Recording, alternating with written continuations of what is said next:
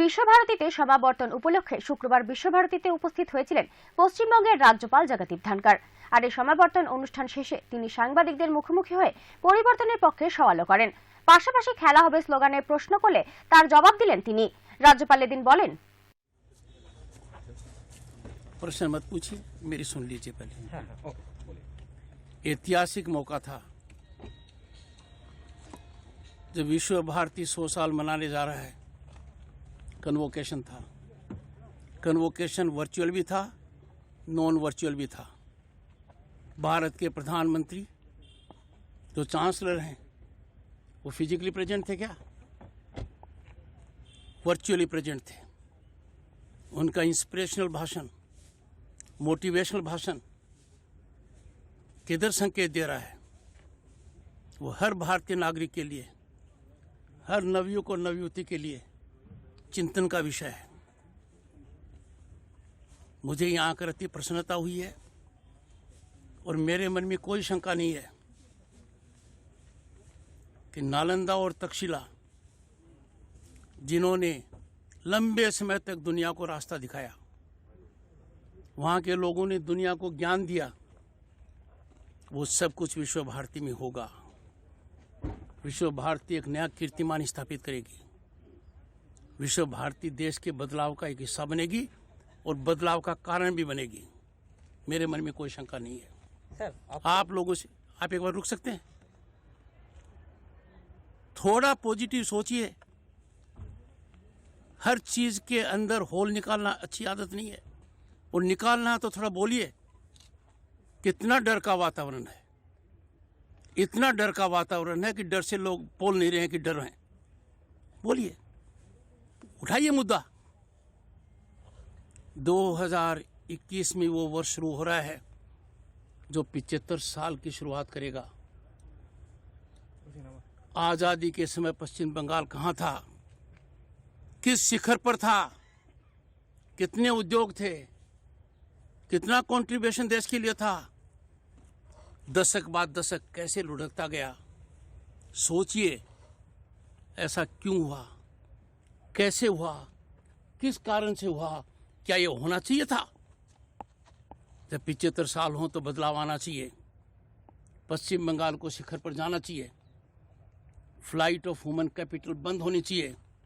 Flight of industry पर विराम लगना चाहिए।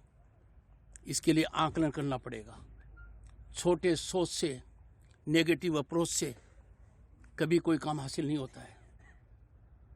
कितना देश बदला है, कितना व्यापक बदलाव आया है, कितना मौलिक बदलाव आया है, कैसे विश्व में हमारा सर ऊपर है।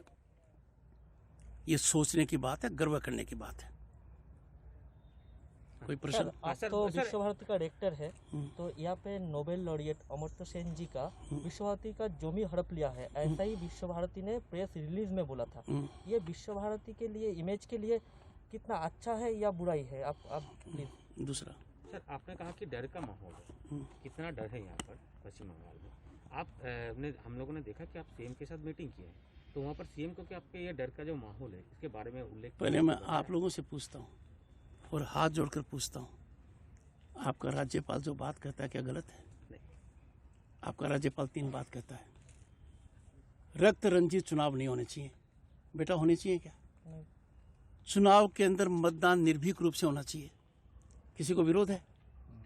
सरकारी कर्मचारी को राजनीतिक कार्य नहीं करना चाहिए। और डर कितना है राज्यपाल से ज्यादा कोई नहीं जानता, पर मैं डर महसूस नहीं करता। डर महसूस करने वाले मेरे सामने हैं। वो सब जानते हैं, सब जानकर भी इतने डर में हैं कि वो ये नहीं कह सकते कि हम डर में हैं। यदि अगर आप देखोगे नेशनल एजुकेशन पॉलिसी, कितना बड़ा बदलाव आया है। मैंने विद्यार्थी की तरह उसको पढ़ा है। यूजीसी के चेयरमैन को दार्जिलिंग बुलाया। ये आपका যাদের চেয়েছিলাম তারা সবাই এসেছেন। আমাদের মাননীয় শিক্ষামন্ত্রী ডক্টর রমেশ পোখরিয়াল নিশাঙ্ক জি এসেছিলেন, ডক্টর সঞ্জয় ধোত্রে মশাই যিনি রাজ্য মন্ত্রী আমাদের কেন্দ্রীয় সরকারের, তিনিও এসছে, ভার্চুয়ালি বললেন। গভর্নর সাহেব তো এসছে, তোমরা দেখলে, আর প্রধানমন্ত্রী ভার্চুয়ালি বললেন।